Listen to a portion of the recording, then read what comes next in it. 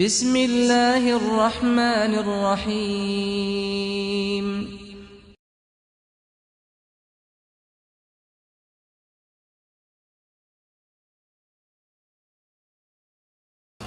بسم الله الرحمن الرحيم الحمد لله رب العالمين وصلى الله وسلم وبارك على نبينا محمد وعلى آله وصحبه أجمعين ما بعد أيها الإخوة والأخوات السلام عليكم ورحمة الله وبركاته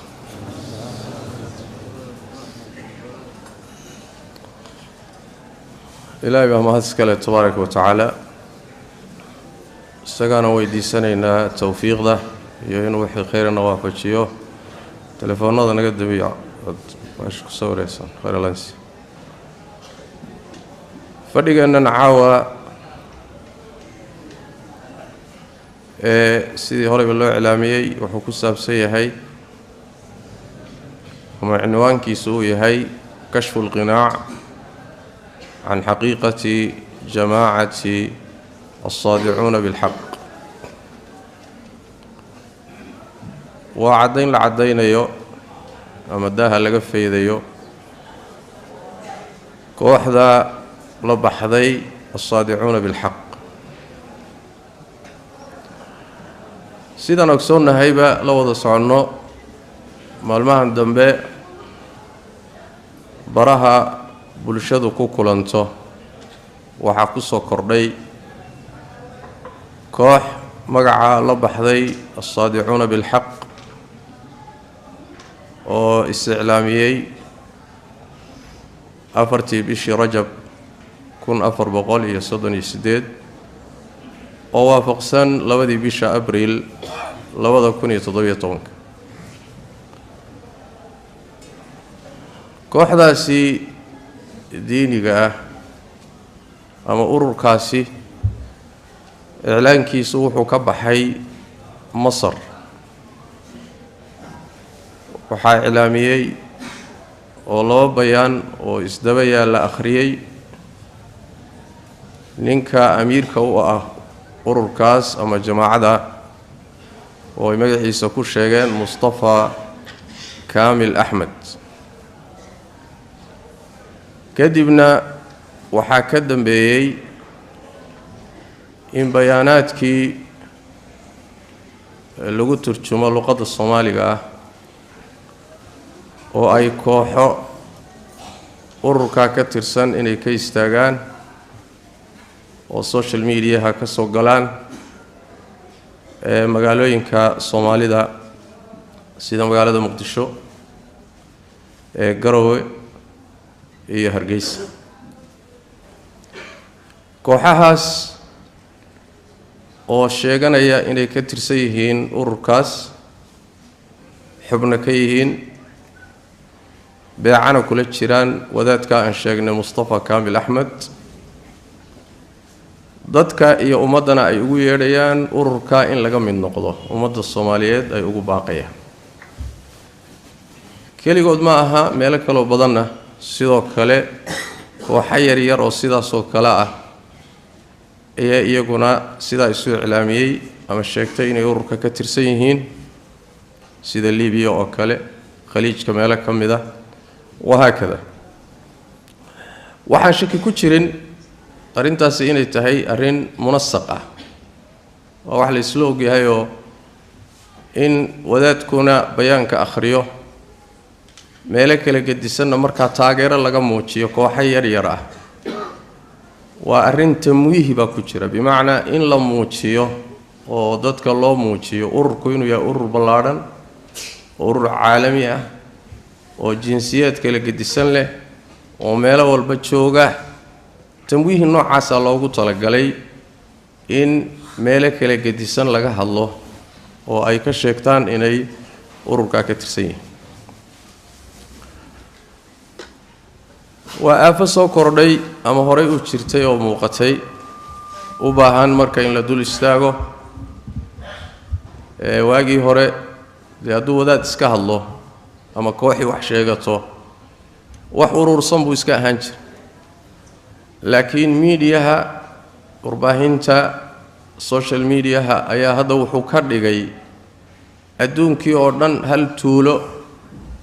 oo nin walba badeecadiisa uu keensanayo suuqeeda si fudud afkaartu u faafto la isu gaarsiiyo nin walbana uu wixiisa ku faafsado sidii hore marka waa ka khatar badan tahay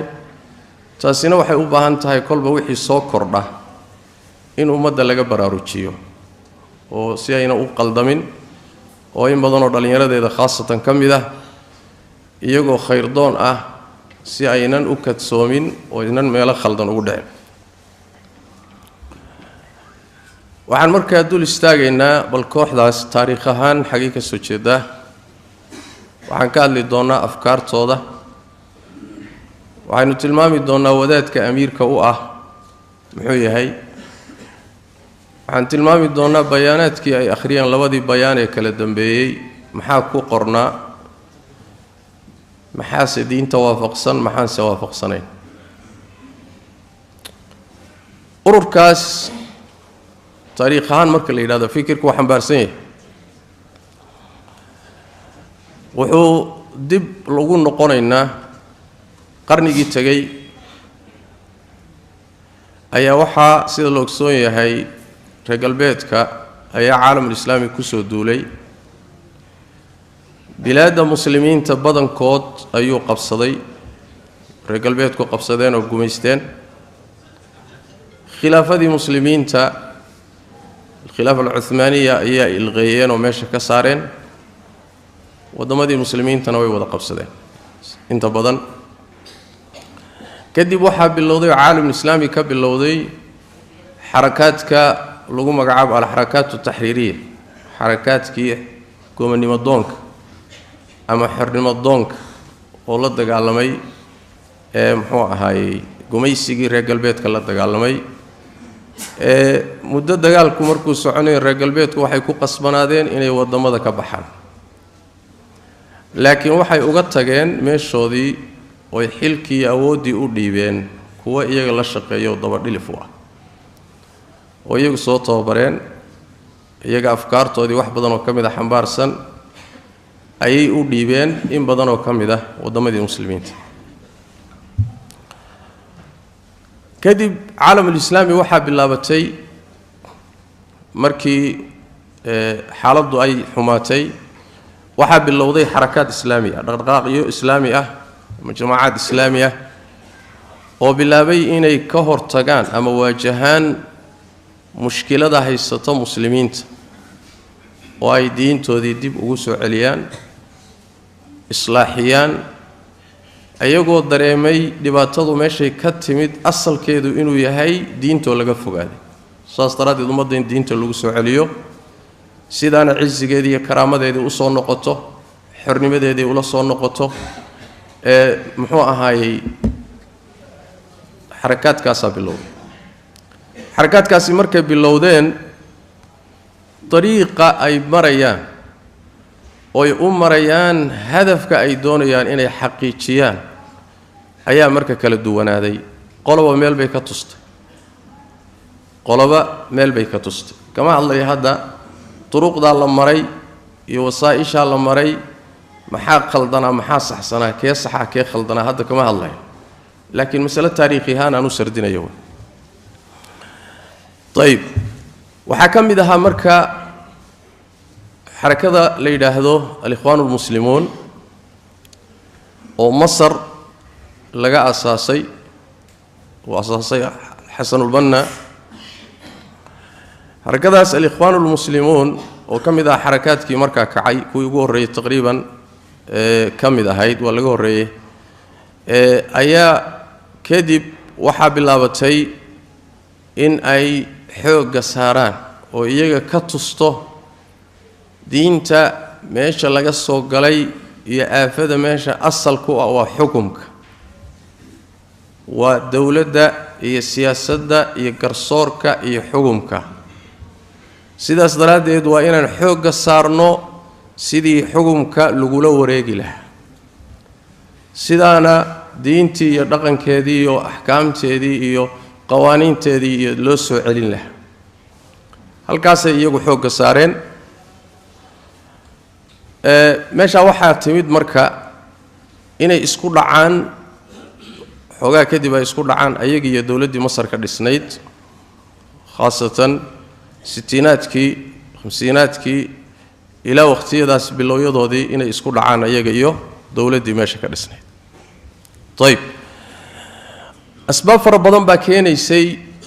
in ay xarakaadka islaamiga iyo dhaqdhaqaaqa islaamiga ay istaagaan oo fasaadka iyo fisqi ilhaad fara badan oo mujtamacaadka islaamiga ku soo kordhay baa jiray oo markaas cid haba yaraatee dawladaha iyo andimada taaganna aynan dan ka lahayn in badan oo kamida ama ayba qaarkood taageerayaan xarakaadkii markay istaageen waxa la bilaabay in lala dagaalamo oo loo arko in badan oo iyaga kamida inay u socdaan inay xilka ka qaataan inay kursiga kala wareegaan madaxdii markaa xilka haysa kadib waxa bilowday in la isku dhaco ninkii tabarta yaraa ayaa markaa wuxuu noqday mid la dilo iyo mid xabsiyada gala iyo mid carar xabsigii markii la galay ayaa waxa dhacday haddana si naxariis darra in loola dhaqmo oo garaacis haday tahay koronto in lagu gubo haday noqoto naxariis darro tacdiib fara badan in lagu sameeyo waxa waqtiga isaga marka bilowday oo iyadana marka jirtay horeyna u jirtay baan dhihi lahaa ضعفي خاصة dadka daayartay u badnaa dadkii xarakaadka galay aqoon darro fara badan oo dhanka diinta ana waa jirtay oo aqoon badan sida hadda muxuu ahay wax loo bartay oo diintii loo bartay ma jirin aqoon darro fara badan baa jirtay khaasatan usuushii salafka iyo kitaabka iyo sunnada iyo aad bay dadka ugu yareyd garashadeedu xaaladda iyada waxay keentay marka xarakadii ikhwaan muslimiinka markay dawladdii Jamaal Abdi Naasir isku dhaceen in marka xabsiyada la geliyo rag fara badan oo jamaacada kamid ah hoggaankeedii dhalinyaradeedii in xabsiyada lagu guro xabsiga gudihiisa iyo ciqaabtii ka jirtay iyo naxariis darradii iyo wixii lagu la dhaqmayay dadkaasi xabsiyada ku jiray dhalinyaraduna aqoontoodu iska yarto aqoon badan aysan lahayn xamaas badan oo diineedna ku taagan yahay ayaa marka waxay dhalisay inay timaado su'aalo ah maxaa la inoo dilayaa maxaa la inoo xidhayaa maxaa sidan la inoogu cadaabayaa kadib jawaabtu waxay noqotay diinta darteed kadib waxa soo baxday inay noqoto inay yiraahdaan dadkan sidan inoo galayay diin darteed inugu leynaye inugu xidhxidhahaye sidan ina yeelay ma muslim baa horta mise waa gaalo su'aashaas dhalatay dhalinyarada dhexdoodii kadibna markii waxa soo booday fikradda haysa nimankani islaamba ma noqon karaan waa gaalo waa dawladdii nidaamkii iyo xukaamtii waa halkaas marka waxa ka dhalatay sujuunta dhexdooda iyo xabsiyada dhexdooda ayaa waxa ka abuurmay afkaarta iyo mabaadi'da kooxda marka dambe la bixi doonta jamaacatul muslimiin iyagu magacaas ay la bixeen laakiin caalamiyan iyo iclaamiyan waxa loo yaqaanaa jamaacatu takfiir wal hijra jamaacada dadka gaalaysa in mujtamacaadka laga hijroodo oo laga dhaxbaxana aaminsan magacaas ay iclaamiyan caan ku noqdeen laakiin iyagu waxay la bixeen magac la yiraahdo jamaacatul muslimiin waa dhalinyaradii xabsiyada ku jirtay asalkooda ikhwaan muslimiin ka soo jeeday waa khaasatan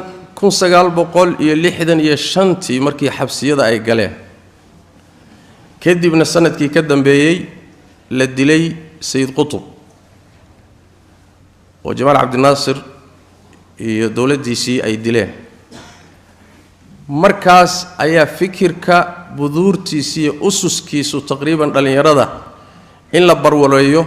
oo la bisleeyo laga niqaasha bilaabatay yaani xabsiyada dhexdooda sanadkii 1967 ayaa sirdoonka dawladda Masar ayaa dadkii xidhnaa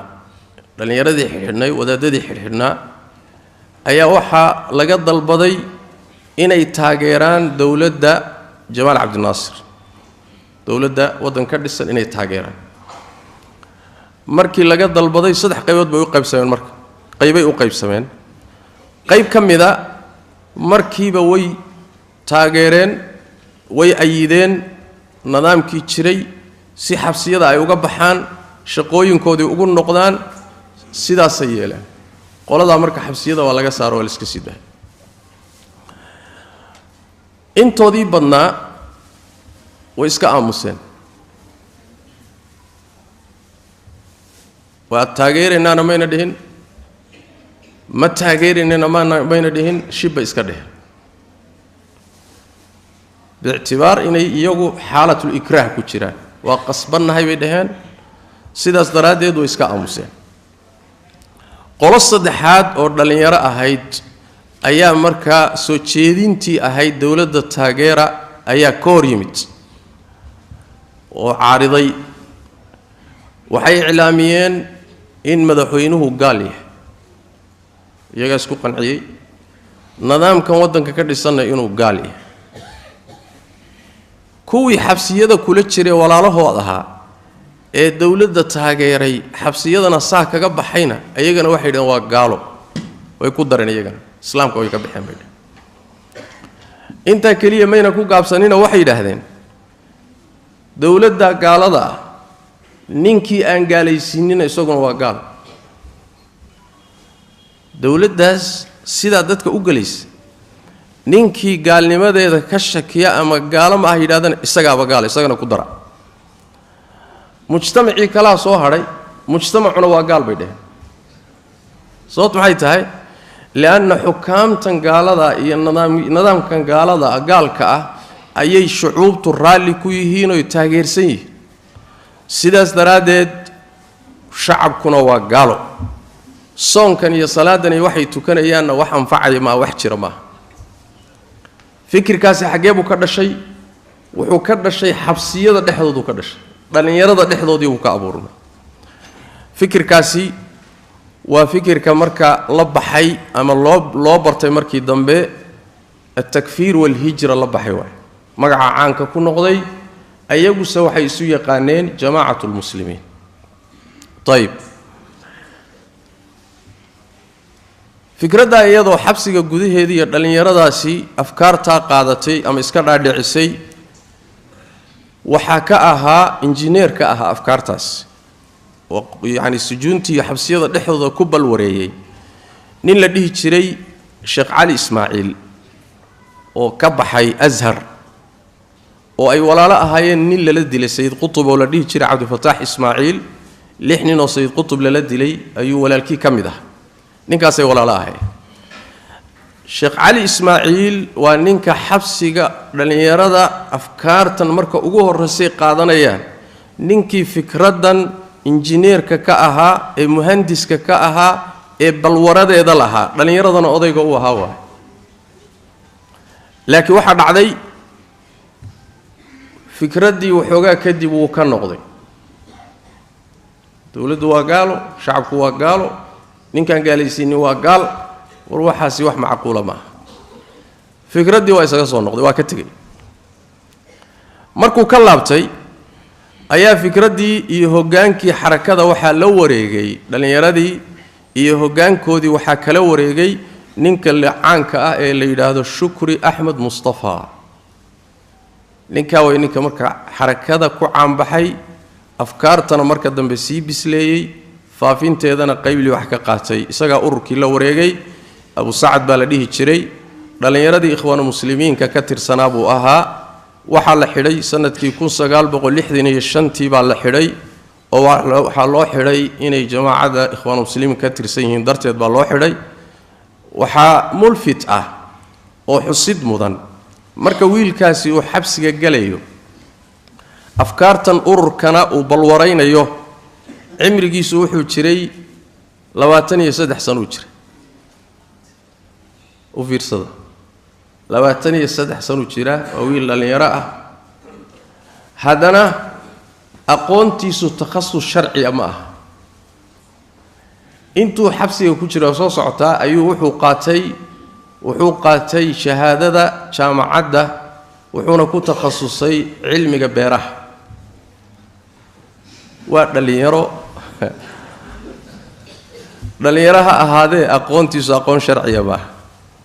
علم بيرو كنت تخصصي مسائشة واوين هلست أنا وبالوريني طيب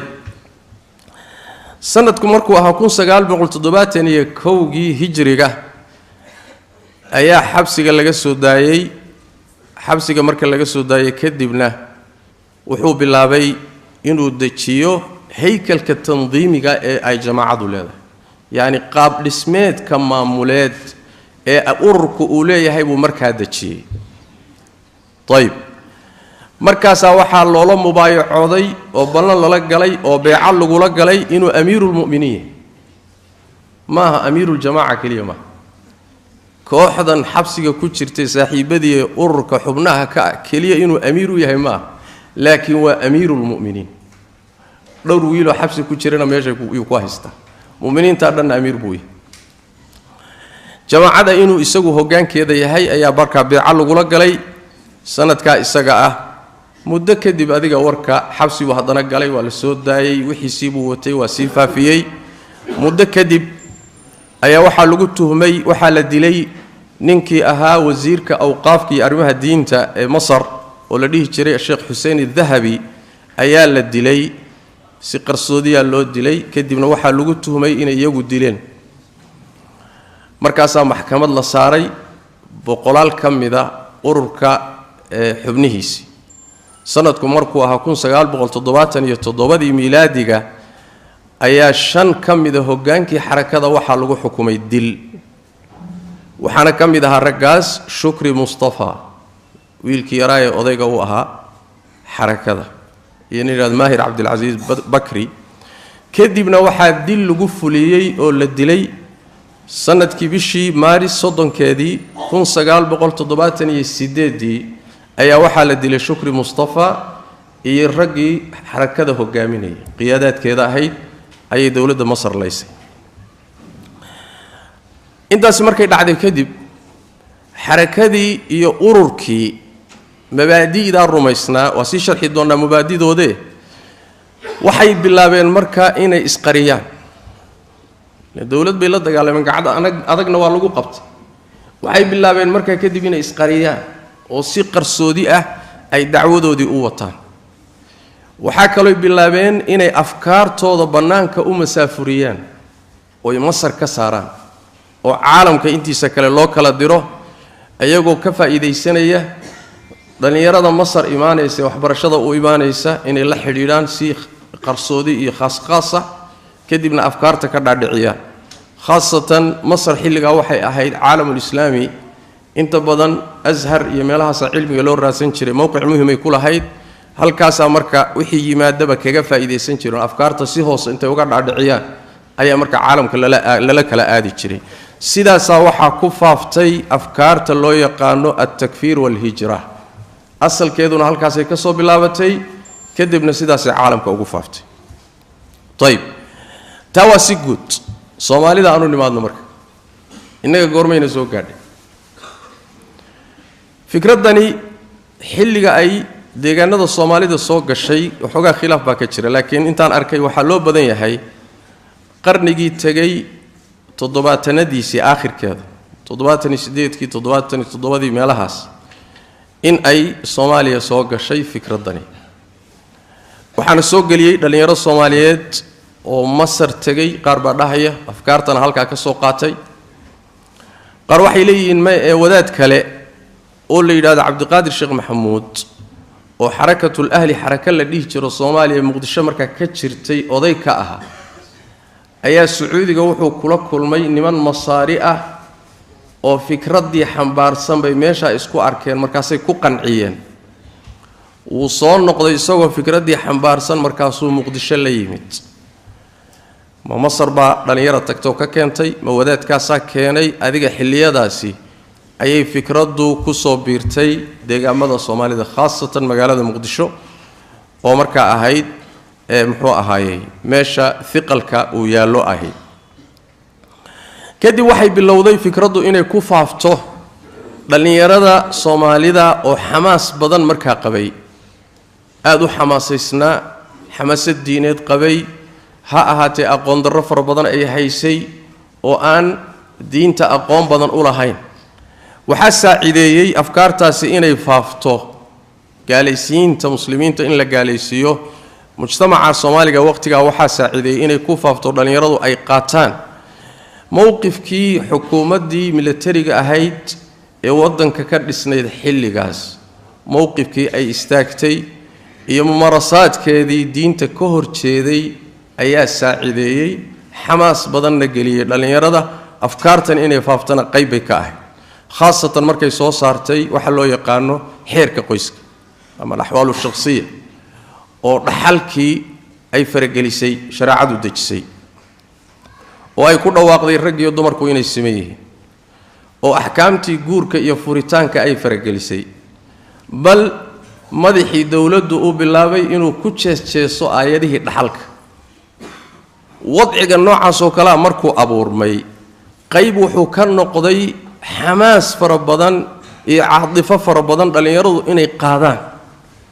oo nidaamkan dhisan iyo mujtamaciisa iyo kulli iyo afkaartu meelahaas oo kale ku xurataa طيب المهم culimadii markay afkaarta ka hortageen iyo qab dhaqanka qaldan ee nidaamkii markaa dhisnaa uu diinta kula dhaqmayay iyo isbedelka uu doonayo inuu diinta ku sameeyo mabaadideeda asaasiga ah markay culimadii ka hor yimaadeen oo yiraahdeen ma saxsana diinta lama bedeli karo nidaamkii shuuciga ahaa wuxuu noqday jawaabtiisu inuu culimadii ka dhigo wuxuu laayo iyo wuxuu xabsiyada geliyo oo muddooyin kala gedisan uu ku xukumo طيب طريق bay ahayd waa la yaqaanay sideedabana afkaarta quluwiga ee xadgudubka ku salaysan waxay dhalataa oo ka abuurantaa inta badan oo ku kortaa oo ku barbaartaa bi'aadka ay ka jirto iddihaadku ka jiro bi'aadka gaalnimada iyo fasaadka iyo fisqigu ku badan yahay mas'alada labaadna marka labaadna muxuu ahay dadkii waxani ma saxsana yiri xabsi iyo dil iyo iddihaad iyo eriyid iyo dabagal iyo xaalada noocaas oo kala markay abuuranto waxa abuuranta xaalad la yiraahdo xaalad loo yaqaano raddatu ficli la yiraahdo oo muxuu ahaay iska celiya raddatu ficligaasi waxay keenaysaa marka in iyaduna dhanka kale istaagto lan quluwi bu dhalaa يعني wax weeyaan markii nidaamka iyo dawladaha iyo iyagu quluwi iyo xadgudub sameeyaan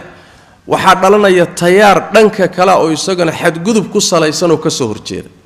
xalgudubkii marka wuxuu abuurmay iyo andimadan quluwiga xarakaadkan quluwiga ku salaysan arimahaasa saacideeyay in ay dhalinyaradii Soomaalida dhexdeeda ku faafaan waxa dawr ku lahayo kaalin weyn ku lahaa sidoo kale in ay fikradu dhalinyarada dhexdeeda ku faafto aqoon yari jirtay saan horeba u tilmaanay oo kutubta khaasatan kutubtii salafka iyo kutubtii aymadu qoreen iyo usuusha muhiimka ee diinta iyo xaaladahan oo kale diintu qaabkay u cilaajisay aqoontaasi inta badan ma jirin waxa kale to dawr muhiim ku lahaa afkaartaasi inay faafto kutub markaasi wadanka soo gaadhay oo rag ikhwan muslimiinka kamida ay qoreen khaasatan kutubtii Sayyid Qutb oo kale kutub waxay ahayd iطلاقaadkeeda iyo kalimaadka isticmaalayso iyo in badan oo kamida ay ka muuqato mujtamacaadkan gaalaysiintooda oo hadda kalimaad far badan oo arkayno ku isticmaalayaan bayaanaadkan hadda ay akhriyeen waa kalimaadkii kutubta ku qorayd waa kutubta marka Sayyid Qutb waqtiga wadanka soo gashay oo dhalinyaradu akhriyeen qayb bay ka ahayd afkaartan xagjirnimada ama quluwiga ah in ay wadanka ku faafto sida kitaabkiisi macaalim fi tariiq oo kale nahwa mujtamac islaami oo kale al-adala al-ijtimaaciya fi al-islam khasaa'is at-tasawwur al-islami kutubta akhrinteedu saameyn weyn bay lahayd iyo aqoon darrada muxuu ahaayay jirtay caamilka kale muhiimka wuxuu ahaa sidoo kale waxa muhiimadu waxay tahay markay afkaartaasi ay Soomaaliya soo gashay culimadii Soomaaliyeed way ka hortageen خاصة علماء سنة ولا واجهي ولا جهر تجي ولا الرديي يعني وحوي كتبت السلف كرضوان الله عليهم يوحي لقى جرنا يبقى لفافيي خاصة رجي كيمي جامعات كالسعودية أو الريو الله ونحرست شعب عبد القادر نور فارح شعب عبد القادر قعمي iyo rag la mid ah ayaa markaasi aad uga hortagay afkaartaas dhalinyaro aad u fara badanna ilaahay sabab uga dhigay inay ka badbaadiyaan afkaartaasi muxuu ahaay takfiiriga ah ama quluwiga ah sidaasi ayay marka Soomaaliya khaasatan magaalada Muqdisho ay afkaartu ku soo gaadhay sidaasana inta badan muxuu ahaay la sheega raggii la caasirayna taqriiban waa joogaan oo culimada iyo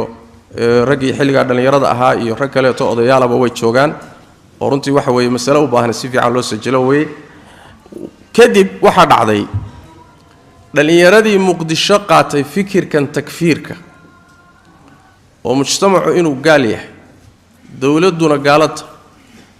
ciddii aan gaalaysiinina ay gaala yihiin afkaartii nooca ahayd waxa dadkii qaatay dhalinyaradii ku qancay laba qaybood bay u qaybsameen aysan doonayeen inaynu soo gaadhno halkan waa laba qaybood bay u qaybsameen qayb waxa weeyaan waa qaybta la yiraahdo kooxda takfiirka ee muuqata ee calaniga qarsooneen waana kooxda uu hogaamiyo ninka la yiraahdo Maxamuud Nuur Uthman Kennedy oo ah sheekha kooxdaas amiirkoodana ah muqarraraadkooda diin ahaan ay ka dhigtaana asagu u dajiyay sida kitaabkiisa duruus fi manhaj al-haraka kooxdaasi waxay noqotay koox ayadu waxa ay qabtay fikirkay qabto aan qarsanin iyaduna aan isqarinin xubnaheedana aan qarsanin meelo gooniyana isugu tagto isugu ururta waa kooxda aynu hadda takfiirka rasmiga u naqaano ee hadda xaruntooda ay tahay magaalada Qardho meelo fara badanna masaajid ku leh Soomaaliya kamid kooxdaasi waa takfiirka calaniga ah oo waxay qabaan mujtamacu inuu gaal yahay tabacan gaalaysiinta dawladda iyo muxuu ahaay bay ku bilaabeen kadibna mujtamacay gaalaysiiyeen kadibna waxay gaalaysiiyeen muxuu ahaay culimadii kadibna ururadii islaamiga ahaa kulli waxaan ururkooda ahayn waa gaalo kooxdaasi waa koox muuqato iyadoo warkooda cadaystay oo banaanka yaalo waa kooxda labaad waxay noqdeen niman iyaguna takfiir ah oo qaba inuu mujtamacu gaalo yahay waxaan iyaga ahayna inay gaalo yihiin laakiin way isqariyeen meesha qoladan kale waxooda ay muujisteen oo banaanka dhigteen ayagu way isqariyeen waxay isku qanciyeen haddaynu ismuujinno marxaladu ma saamaxaysee aynu isqarinno si qarsoodi aan waxeena ku wadanno kooxdaasi waa kooxda bahda wadaadadu ay u yaqaaneen ee caanka ku noqday magaca la yiraahdo takfiirul jaw magacaasi caanku in Soomaalida dhexdeeda wadaadada bahda wadaadada aad u yaqaan dadka caamadii aad uga warhayaan kooxdaasi waxa la yiraahdaa oo lagu yaqaan takfiirul jawi baa la yiraahdaa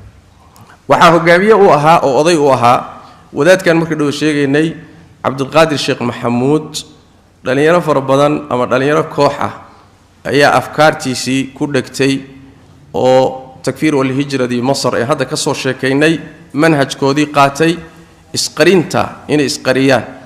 oo muxuu ahaay ay dadka iska qariyaan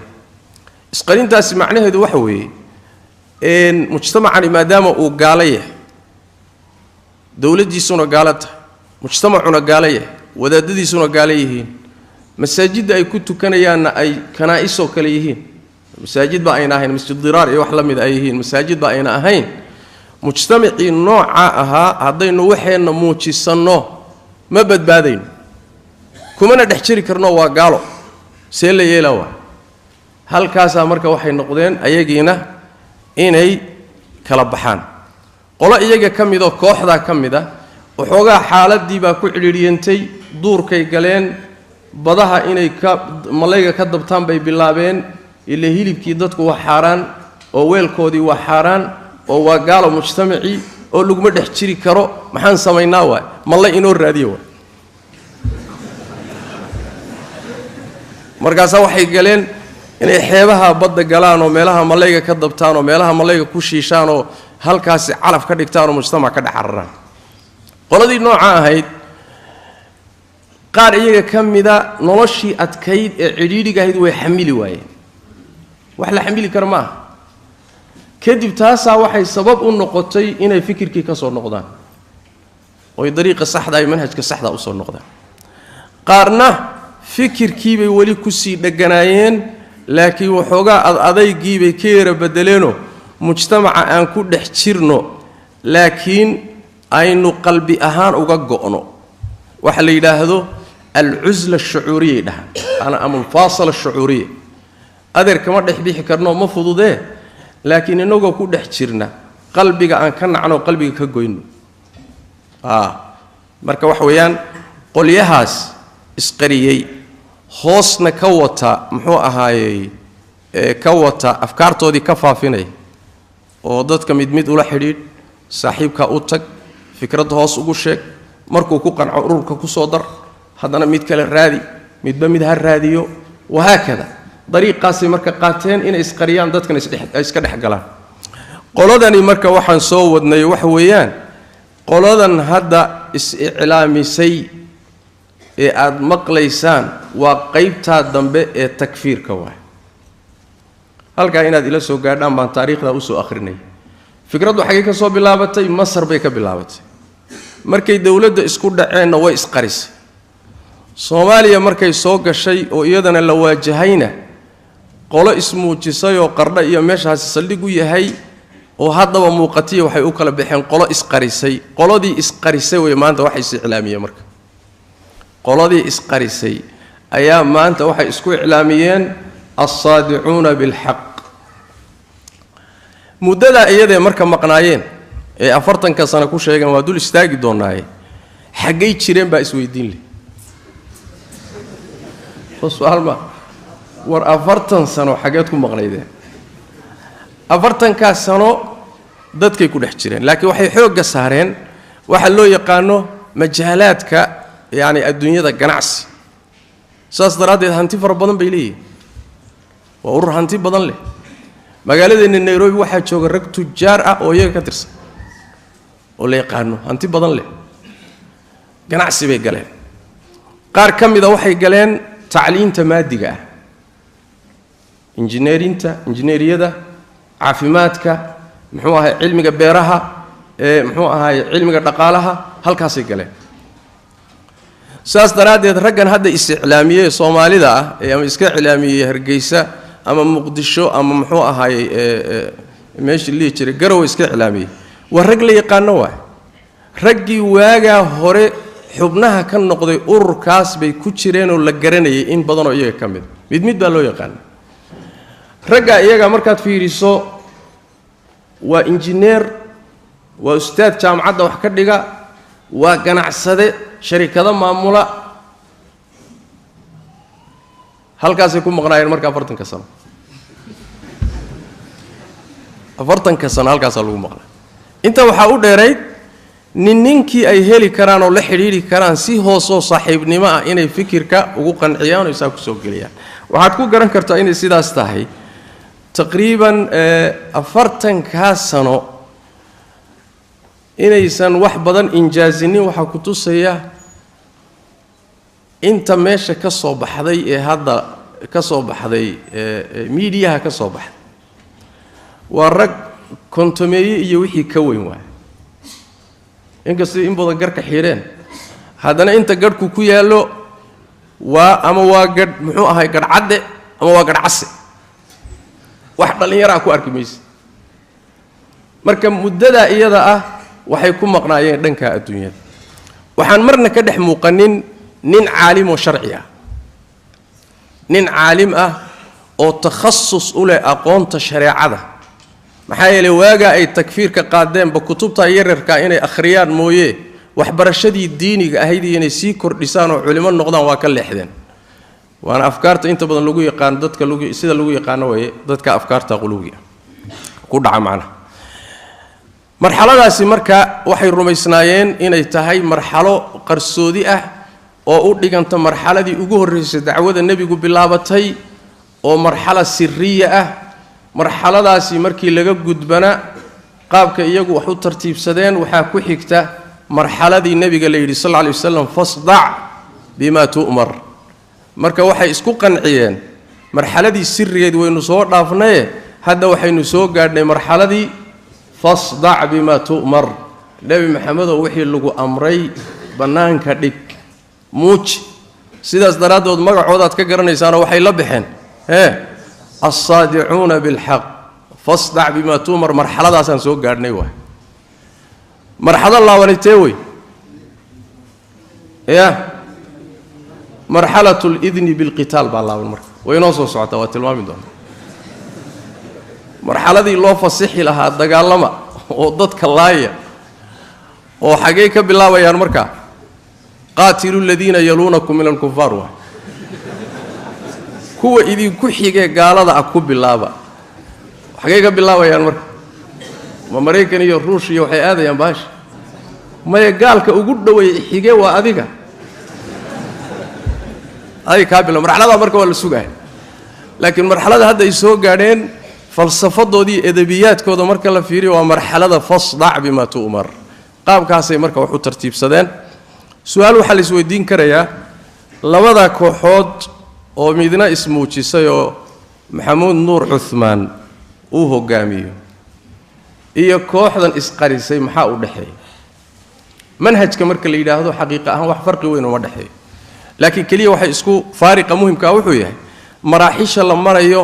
iyo qaabka loola mucaamaloonayo qoladaasi maxamuud nuur waxay isku qanciyeen marxalada aan marnaba marxaladii kufu aydiyakum baan ku jirnaa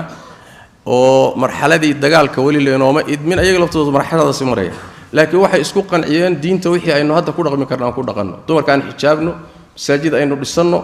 aynu gooni isu ururino mujtamac muslim ah oo mu'min ah aynu gooni u sameysano waxeenan ayna qarsanin qoladaasi sidaas waa qoladana waa ka duwanayeen marka isqarinta iyo diintii oo dhaqankeedii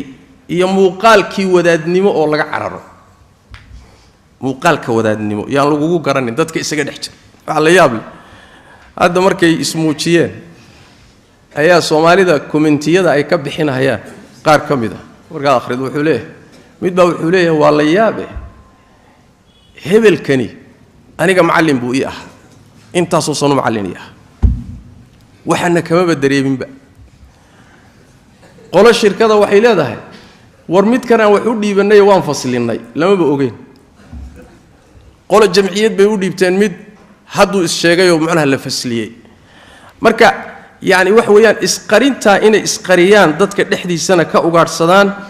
ayaa iyaga mabda u ah diinta inteedii kalena markay uu dawlad dhalato hal la raadiyo laakiin marka hore koox yaroo istarbiyaysa waa inuu asaas ku noqdo sidaasi markii laga tago furuuq fara badan oo u dhaxayso mabda'i ama jirto maxaa yeelay waxa ka dhaxeeya mabaadiida waaweyn aan tilmaami doono inta badan way ka dhaxaysa saan soo tilmaanay maraaxishaasay marayaan marxalad makiyo sirriya ah marxalada xigto fasdac bima tu'mar marxalatu sadci oo hadda ay rumaysan inay marayaan marxalada saddexaad oo ah marxalada dagaalka loo idmi doono oo ay dagaalka bilaabi doonaan waana marxalada bayaanka sida ku timid uu tilmaamayo bayaanka naska ku yimid u fiirsada wuxuu yiri markuu soo tilmaamay inaysan ducaatu cunfin ahayn ururadan dagaalamaya ee wax burburinaya ee wax qarxinaya manhim bay dheh maxaa yeelay annaga waxaana la amray inaan gacmaha laabno kufu aydiyakum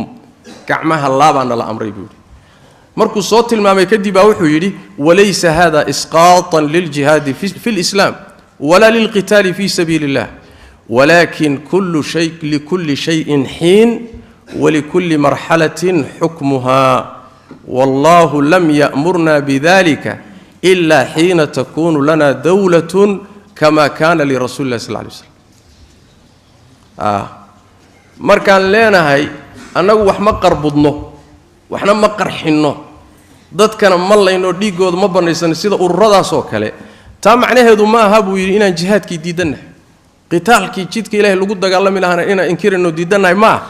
لكن وحويان شيء والبوقت بوليه مرحلة الوضبانة حكم كذا خاص كيلاده الله نما أمر أرنتا أو إن دجالنون جهادنا إلا مركي أن دولته هلا مويه سيدي النبي جبأها صلوات ربي وسلامه مركم حي سجيان يا inay dawladii u dhalato kadibna dawladii Madiina oo kale inay dhalato kadibna dagaalkii la bilaabo maraaxiishaas ay marka wax ugu tartiibsan yihiin waxayna ugu xigtay inaynu tilmaano sidoo kale afkaarta itijaahadka noocaas isku dar kuwa Masar ka bilowday ka Soomaaliya u soo gudbay labadiisa qaybood ee kala jabay afkaar ahaan maxay rumaysan yihiin waxay radaan dul maro cunsurka asaasiga afkaartoodu wax weeyaan in ay gaalaysiiyaan waxaan iyaga ahayn wixii aan iyaga ahayn oon ururka ka tirsanayn oon ku abtirsanin inuu gaal yahay waxayna ka bilaabeen inay xukaamtii madaxda gaalaysiiyaan lianna diinta ilaahay waxaan ahayn bay xukumayaan ala al-itlaq ayagoon tafsiil ku sameyn kadibna inay dadka la xukumayo iyo shacabka gaalaysiiyaan iyagoo leh xukumka gaalnimada ee dawladuhu ku dhaqmayaan iyo qawaaniinta wadciga bay raali ku yihiin shucuubtu waanu tagi doonaa naska hadalkiisa bayaanka ku yimi shucuubtu waxay gaala ku yihiin waxay raali ku noqdeen ahkaamta iyo qawaaniinta wadciga ee dawladuhu xukumayaan sidaasay shucuubtuna gaala ku noqdeen طيب maxaa xiga culimadiina waa gaaloobeen bay dhaheen oo iyaguna maxay ugu gaaloobeen lianna dawladda gaalada ka wada iyo shacabkan gaalada bay xukumi waayeen oo ay gaalaysiin waayeen waa waxa loo yaqaan haddaad garanaysaan at-takfir bitasalsul waana meesha wax ka bilaabatay dawladda lagu bilaabiyo madaxda dawladda markay ka bilaabatay kadib shacabka loo soo degi oo isagana lagu xukumi calashan raali buu ku yahay waxan shacabkii markii laga soo gudbana waxaa lagu dari dadka aan xukumkooda ku waafaqsanayn oo gaalaysiinta shacabka aan ku waafaqsanayn culimaha noqdeen ama ururo islaami ha noqdeen kuwaas la raacinaya wahakada qaacidada man lam yukaffir al-kafira fa huwa kafir bala marina marka halkaas waa طيب waxaa kamida usuushooda iyo mabaadidooda kamida cid kasto ay fikradooda u bandhigaan oon aqbalin ama intuu fikradooda aqbalo aan ururka kamid noqonin oon imaamkooda beeca la gelin waa gaal haddaad maanta dhan la taagnaato war waxani sax ma ah oo shariicada ilaahay in la xukumo waa waajib oo andimadan iyo dawladahan waxay xukumayaan ma saxsana oo waa in diinta ilaahay loo noqdo oo mujtamacaadka baraarujinayso oo tawxiidka aad saxayso haddaadan ururkooda ka mid noqonin oo aadan amiirkooda beeca la gelin gaal baad طيب كذلك عدي ururka ka mid noqoto oo ururkooda dib uga baxda asaguna waa gaal murtad ah ururada quluwiga asaasay ka sameeyeen Soomaaliya kuwan hubaysan xataa Soomaaliya haddaad ururkooda intaad gasho aad ka baxda way ku dilayaan marka xataa haddaad gasho kama bixi kartid jamaacadka islaamiga iyo ururada islaamiga ayaga agtooda sidoo kale waa gaalo waa u tagi doonaa hadal bayaanka ku yimid oo meeshaasi mulaaxadaynu ka bixin doonaa insha Allah ta'ala waxa kale qabaan ururada noocan afkaartooda kamida kitaabka ilaahay iyo sunnada nabiga ayaa xujaa kaliya طيب sunnada lafteeda axaadiista nabiga sallallahu alayhi wasallam inta iyaga hawadoodii iyo fikirkooda ay isleeyihiin way waafaqsan tahay bay ka qaadanayaan inta fikirkooda way ka soo horjeedaa ay isleeyihiin axaadiista kamidana macnaheeday leexinayaan hadday daciifin karaan waa daciifinayaan xadiista inta hawadooda waafaqday ka qaadanayaan nusuustii quraanka iyo sunnadana waa xasab iyagu tafsiirkiisa u fahmaan sidaas daraadeed cid kasta oo aimada iyo culimada aqwaashooda ama ijmaaca qaata saxaabada ama qiyaaska daliishada ama maslaxa al-mursala ama istihsaanka ama qowlu saxaabi adilladii mukhtalafka ahayd ayaga agtooda muctabar kama bal qaar kamida waxay qabaan inuu gaalay inuu yani gaalnimo ay keenayso waxa kamida afkaartooda aqwaasha ahlul cilmiga iyo muhaqqiqiinta ah iyo turaadkii iyo dhaxalkii ay culimadu ka tageen ilaa saxaabada ilaa maanta oo tafsiir leh oo sharax ahadiith leh oo usul leh oo mustalax leh oo fiqh leh wixii culimadeenu ka tageen agtooda wax qiimo ah kama laha waxa qiimaha leh wax weeyaan naskan bay la tacaamulayaan amiirkoodu siduu u fasiro bayna ula mucaamaloonayaan waa shay qariib ah amiirkooda baa tafsiirka iskale mana khilaafi karaan hadda qolyahan u xaraysan maxamed cuthmaan u xaraysan qardha iyo meelahan ugu xaraysan kutubta ay akhriyaan waa isagu kuwa qoray muqarraraadkiisii isagu uu qoray ayaa kutub ah mana khilaafi karaan kuwana sidoo kale waa amiirkooda wixii ka yimaada iyo kutubtu u tilmaamay laakiin wixii ka baxsan kutubtii aimada iyo khidmadoodii iyo caqiilada ahayd wax kasta lahayd agtooda wax ka soo qaad male sidaas daraadeed baad waxaad dareemi kartaan waa u tegi doonaaye bayaanka aad aragteen oo labada qaybood ah hal qowl ah oo imaam muslima uu leeyahay kumayna soo qaadan hal qowl ah asagu waliba mukarrar ah hadal fara badan oo iska soo noqnoqonayo fara badan ba isaga jira haddana maca dalika hal hadal ah oo nin caalima leeyahay oo soo guuriyeen kuma jiro labada bayaanba laana wax weeyaan aimada iyo culimada aqwaashooda iyo tafsiirkooda iyo sharaxoodu agtooda wasan weyn kama laha yani waxa waa mabaadidooda ka mid mabdaa ugu muhiimsan waxa ka mid ah waa cunsurka labaad in laga hijroodo mujtamacaadka maadaama ay gaala yihiin mujtamacu jaahili yahay in laga hijroodo tayib cuzladaasi ama cuzla makaaniya ha noqoto meel laga aado oo kale hal helo ama cuzla shucuuriya ha noqoto muxuu ahay qalbiga in aad ka go'do oo aad kaga dhaxbaxdo bii'ad noocaas oo kale ah haddii ay heli karaanna way samaysanayaan sida hadda qolyaha qaarkood oo kale jirto waxaa ka mid ah masaladii tadarrujka oo aynu soo marnay intaasi wax weeyaan marka mabaadi'da iyo afkaarta ururadani ay rumaysan yihiin asalkeeduna meesha ka soo bilaabatay aan soo sharaxnay aynu nimaadna marka kooxdan la yidhaahdo as-saadiquuna bilxaq aadaanka marka hore aan dhegeysan fadlan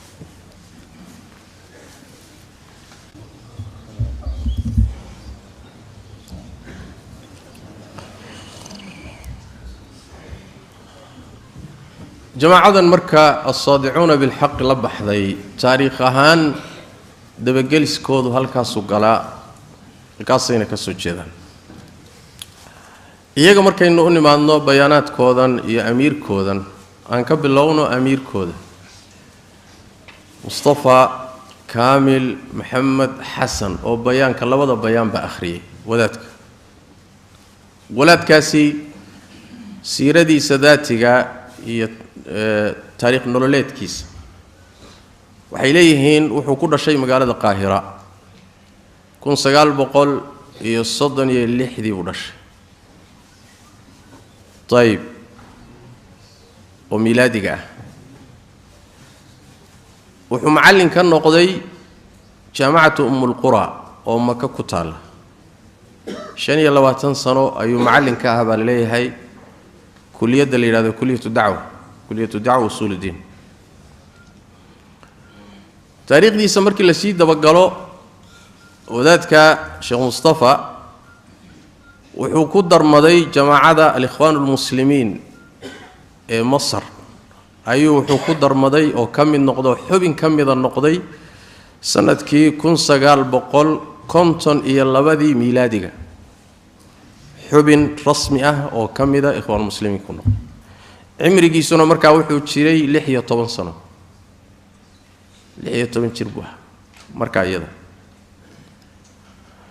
sanadkii 1955 ayaa waxaa lagu xukumay 10 sano xadhiga qaahira طيب xabsiga ayuu wuxuu kula kulmay Sayyid Qutb 1962 ayuu xabsiga kula kulmay sijni iyo xabsi la yiraahdo masracatu turra la yiraahdo halkaasuu kula kulmay wax kaga qaatay arday u noqday walil macluumiya Sayyid Qutb ma ahayn nin caalim sharci ah laakiin wuxuu ahaa nin adiib ah oo ku sanifan qaybahan hadda mufakkiriinta la yiraahdo طيب san soo tilmaanay ma kutub fara badan oo uu qorayna cibaaraadkooda iyo wuxuu ku qoray qayb badan bay ka noqotay afkaartan dad badani ay qaateen oo ku salaysan mujtamacaadka muslimka ah iyo waxa ay yihiin wadaadkeenan mustafa kaamil waa la soo daayay markaa kadib xabsiga markuu Sayyid Qutb kala kulmay oo arday ugu noqday kadib say sheegayaan mar kale haddana la xidhay 1965 buu haddana mar labaad xabsiga galay 7 sano ayuu haddana ayaa lagu xukumay xabsiga wuxuu ka soo baxay 1971 miilaadiga طيب wadaadka ururka hadda iclaankiisa ku dhawaaqay waa ninka maxaan meesha ka fahnay waa ragii xabsiga marka fikradda takfiirka iyo hijradu xabsiga Masar markii fikraddu ay ka abuurmayso ka bilaabanayso iyo ragii ruwaada fikradda ahaa xilligaas uu ku aadan yahay xabsigana kula jiray xabsigana uu kula jiray طيب sida uu sheegayo ururka wuxuu asaasay muasisiintiisu kamid yahay 1973 ururkan hadda la iclaamiyay as-saadicuuna bil haqq bay ayay aaseen intaasi waxa weeyaan waa wadaadka ururka amiirka u ah labada bayaan akhriyay waxa mulaaxad ah oo aan yara mulaaxaday iyo cajabiyay la yaab ila noqday wadaadku 25 sano buu kulliyatu ad-da'wa usul ad-din ma kulliyatu ad-da'wa jamaat al-qura ayuu macallinka ahaa ku qoran sida la sheegay laakiin markuu bayaanka akhrinayo waxyaalahan mulaaxadeeyay waxa kamida arabiyada xataa akhrinteeda ma saxayo وهذا غريب عربية نيك اللغة العربية يقانا هي حركاتك كلماتك وذاتك حتى حركاتك كلماتك حركين توديبو إن بدنو كم إذا كنت منايا وراق للصوق قريب ونكا آخرنا يا أقو ارتجال ما نينكو مركو اللغة العربية أسوون ميلك آخرين إن أو محو سرتشوكا كتورة هيو والله قرابي موقتها هذا وحكا خلق ضمان لكن نين وراق آخرين حتى وراق ذا مركو آخرين يا نسك أو آخرين يو شاشة كالصباح يو حركيسين إلى أمريكا ما قال مشاشة يكون حركيون وذاتك وما حركيسنا مياه مسوا حركيسين وحركة دي بقلدي ماشى واحد كم وقتها يقوم موقض إنه يهي نين عالم شرعي وحيالها تاجير ينا واحد كم ده سيرة دي سمركي كهلين ذاتك عدو علمي كقاتي يعدو شيخ النقطي يمشوا كسو تشيدو من اللي مشيجي وحلقة بالله بيون إخوان المسلمين بوحبين كاهاي حبسي بقلائيو هل كاس حلقة بالله وحي كتر شو يساع ورردن آفات كهاي استاوح ويان وح متشرها أقبنية ضد كلومينية هذا أنت كتوري وضد أن أقون شرعي على هين علمنا أنكسي فيسنين تكفير كي هجرة باللوج يدين ويل كي يراي مصطفى الشكري باب بالله وكلية محوها هي كصوب حي يا كلية الزراعة هي كلية دبيرها كصوب حي أقون شرعي أنا الله هين هدنا الصادعون بالحق أيها مركات في ريس الرجل قرحير كأه محوها هاي ساعدوا في ريسنا صومالي ذو الرجل بدن بيكت قانا ودادد دي بهذا ودادد يقاناني هل نينو عالم شرعي يكون مشرو سؤال بدل مركز ويدين كرتا وريد وردين تن علماء إلهي كوبد بادياي عام يقرمو الدين بدبادين وأمة بدبادين سؤال سويدين لما هو سؤال مهم عام يسقى بدباده وباه يا الإنجنير بانا هاي معلم جامعات بانا هاي دكتور بانا هاي علمي ما وعلمي الدنيا دنك نافعة لكن علمي الشريعة ومد اللي جوبد بادين لها ما هكاس سيدو مدو بدبادين يسامرك أضاف وبان لوج بدبادية أفدها يستقر الرداس أنت بدن غلوجي حد جدو كجلاي أفدوا ذو يو أمراض وجو أساسنا هيستاسا كم طيب أنت هدانك سو جذبه أنا وما دمرك بيانك لوضع بيانك للدنبية وذاتك أخريان رواينا الملاحظات صار مرك أفكارتها هذا عن صوت شيء ururku ma ka tanaasulay ma waxba iska bedelay mise waxba iska bedelin maxay soo kordhiyeen maxaa bayaanka ku qoran aan isdul taagno bayaanka markaad akhrido labada bayaan ba akhrido uma baahnid inaad aad ugu fiirsato ilaa ay ku soo baxaan mulaxadaad manhaji ah inxiraafaad caqadi ah iyo mulaxadaad kale oo fara badan oo ugu horeyso tanaaqudaad ugu horeeyo bayaanka yarkee kooban waa iska hor imaanaya inuu iska hor yimaadana waxaa keenaya aqoon darra lagu saleeyay jahli buu ku saleysay haddaan maalan wax ka soo qaato iska hor imaadka ku jira ay dhowr qodob ka soo qaato ma koobi karee bayaanka waxa ay ku bilaabayaan in ay yihiin koox muslimiinta ka mid ah u fiirsada naxnu waxay leeyihiin nuclinu liljamiic annana jamaacatun min almuslimiin dadka dhan waxaan u iclaaminaynaa inaan nahay koox muslimiinta ka mid ah ayib bayaanka labaad sidoo kale naxnu jamaacatun min almuslimiina lilahi subxaanahu wa tacaala koox muslimiinta ilaahay u hoggaansan ka midaan nahay meeshaa maxaa ka muuqda marka inay muslimiin kale jiraan soo maa oo ina iyaga keligeed muslimiinta ahayna muslimiin kale jiraan soo saas maa ayib markay u yimaadeen asbaabta keentay inay ururkan sameeyaan oo ku dhawaaqaan asbaabta ku kaliftay markay sheegayeen halkaa markay marayeenna ururkooda waxay ka dhigeen ururkii muslimiinta ma aha urur muslimiinta ka mida maaha ururkii muslimiinta jamaacatlmuslimiin bay iska dhigeen maxaa daliilu ah waxaa daliilu ah wuxuu leeyahay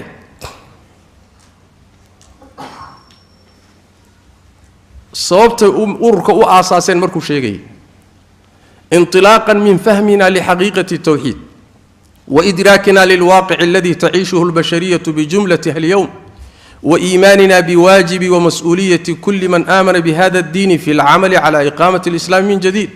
والتزاما بمنهج رسول الله صلى الله عليه وسلم في العمل حينما قام الجماعة المسلمة الأولى واستجابة لأمره صلى الله عليه وسلم كما جاء في الحديث الصحيح يعني وحوليه هي وحان كدو لينا وحان أجيبنا أمر النبي صلى الله عليه وسلم جماعة يكوح مسلمات إن لا للصه أوامر تنفريسة النبي كسوغان أيانو كدو لينا أنه تاكدو لينا أحاديث تاسي محي تهي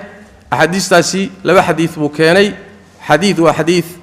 ابن خزيمة ابن حبان يسوع صار النبي صلى الله عليه وسلم أنا آمره وأنا آمركم بخمس شن شيبان إذا أمر يا أبو النبي صلى الله عليه وسلم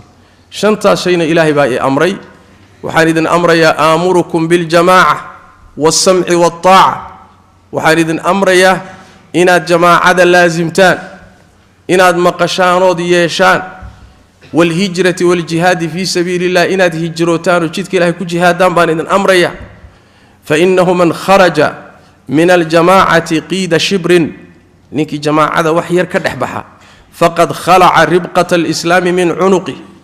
إسلام كمريكتي سي لقنتي سو كسيبي إلا أن يرجع إنه كسو نقدم ويه حديث كاسو كان ومن دعا بدعوى الجاهلية فهو من جثى جهنم قالوا يا رسول الله وإن صام وصلى قال وإن صام وصلى وزعم أنه مسلم حديث كاسو كان حديث كاللباد نوحو يري هي حديث كاللباد مسلم وريي من مات وليس في عنقه بيعة مات ميتة جاهلية روحي دينتا أساقو لقنتي سبيعة كتير oo aan ballan kula jirin amiir jamaaca iyagu ka wadaan aan ballan ku jirin ruuxii sidaa ku dhinta qaabka uu u dhintay waa qaabkii jaahiliyadu u dhiban jirtay waa labada xadiis annagoo ka duulayna intilaqan min dalika kullihi intaasoo dhan annagoo ka duulayna kaana lizaman calayna an nuqiima jamaacatan ayaa waxaa laazim nagu noqday inaan istaajinno jamaaco tashhadu an laa ilaaha ila allah وأن محمد رسول الله جماعة صوقريسة شهادتينك بمدلولها الصحيح معنى هذا الصح ده أنا كقريسة طيب سؤال شو حيته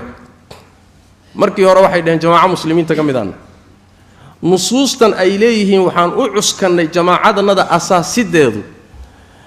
ما جماعة مسلمين تكمد كوح مسلمين تكمد مياه إسكاله نصوصا مسوحة إسكاله جماعة نظام كأ المسلمين تم التشاء الدولة ده أبا إسكاله هاو ده يرد ضلوة العلم مركو النبي يقول لي هاي آمركم بالجماعة أي جماعة جماعة المسلمين وهجان له سياسة له دولة ديوان. طيب مركو النبي صلى الله عليه وسلم ومن مات وليس في عنقه بيعة من؟ يا بيعة أمير المسلمين. مدح المسلمين بيعة دي سالة قال لي بيعة أمير أرورما كوح أمير كيد بيعة دي سما بدليل أديك هذا أرور كودا بيعة دي سآدن قلين وصاع كل ماتو مميت الجاهلية دماني الجاهلية ما تقولي ما مركز جماعة المسلمين بان كم منه هذا النصوص تي جماعة المسلمين تكلي جده بعد إسكاله مدحه قامين هي الدولة ده أحاديث تدي بان كسلين نيون كأمر قادر نيون كنا كل سنة هذا الكافية كلا ديروا استثار معلن أو ألف وحبولي هي وحمل الله بضع بعض على جامع سمعت وتناقض مر وحيسوس سويرين جماعة المسلمين مرنا وحي شيغنا يعني نيهين جماعة من المسلمين. طيب وحاحكتين تنن هلكا كبح أحاديث تاس ماشا يكوف السيرين إيه ماشا يسارين وقلط وانا التحريف أحاديث النبي قال له صلى الله عليه وسلم النبي قال صلوات ربي والسلام عليه كوح مسلمين تكمدا أو أرر أو أن أمير يه أو هجامين يو أحاديث النبي صلى الله عليه وسلم ولا ما تشهدين إنه سن ولا تشهدين لو حكتوس أحاديث تيجا إسفسيرة يسه حديث كفي صحيح مسلم بكوي من إسلا حديث كأي دليل شدين إسلا حديث كأي دليل شدين صحيح مسلم بكوي الله لكنه في صدى سيد كوي نافع مولى ابن عمر أيا ابن عمر كورني وحليه عبد الله بن عمر أيا أيميد عبد الله بن مطيع عبد الله بن مطيعنا حل قاوي معنا يعني حين كان من أمر الحرة ما كان مدينة يدقال كذي حرة مركو دعي ودقال وحوها فتنة أو ربضا ومقال هذا كدعي حل قاسوي زمن يزيد بن معاوية يزيد بن معاوية مركو حلك هي وأبيه معاوية أنتو أجتك حلك رضي الله تعالى عنه وحلك أجتك بالغو كعي ضدك كوكعي ريم مدينة كمده إذا مو صوك حيستوى كسر دولة مقالة المدينة دقال علوس باك دعي أو لغوه بطي تاسع وحل وقعة الحر اللي يقان حلقة السجعة أيا عبد الله بن عمر وحوي من عبد الله بن مطيع. طيب مركز وحوي اطرحوا لأبي عبد الله لأبي عبد الرحمن وسادة عبد الله بن مطيع بعدها أبو عبد الرحمن أو كوض عبد الله بن عمر بركين أصور دي قبول بركين بالله مركز وحوي عبد الله بن عمر بعدها إني لم آتيك لأجلس أنوغو أما إيمانين إنام فريست درتت كوغو ما إيمانين بول محاضو التميد أتيتك لأحدثك حديثا سمعت رسول الله صلى الله عليه وسلم يقوله وحان كوغو إمد إنام كوشيغو حديث النبي محمد كما قال صلوات ربي وسلام عليه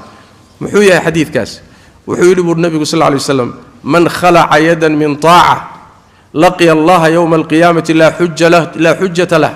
ومن مات وليس في عنقه بيعة مات ميتة جاهلية. نبي بانك محمد بانك مقلي بيقول سقوله ننكي مضحدة قعن كسي وطاعة وذا كبحة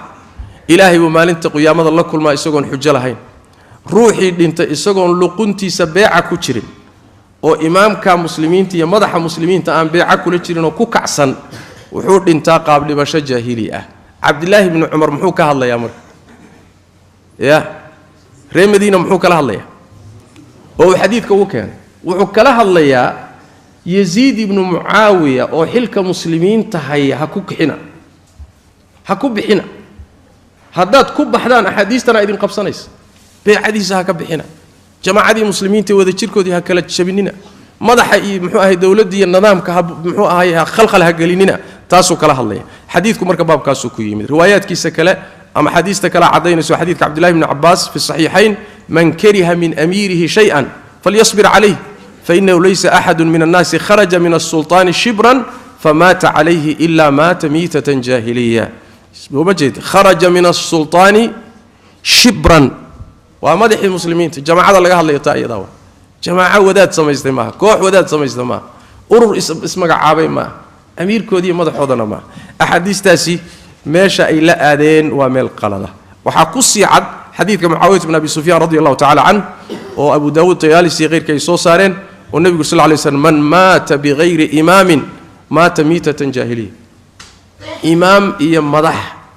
iyo nadaam asagoon hoos joogin ruuxii dhinta dhimasho jaahiliyu dhintaa marka waa madaxda muslimiinta iyo jamaacada muslimiinta ayaguna maxay isku fasireen wadaadkooday ku fasireen halkaas ay saareen axaadiista iyada ah waana tanaaqud طيب tanaaqudka labaad waxa weeyaan iyo warkooda iska hor imaanay jamaacadka islaamiga markii ka hadlay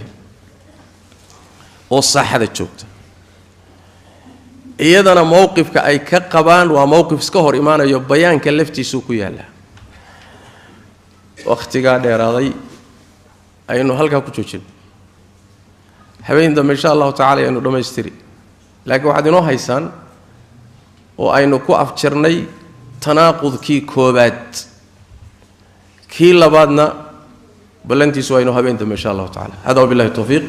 sallallahu alayhi wa sallam wa baraka ala nabiyina muhammad wa ala alihi wa sahbihi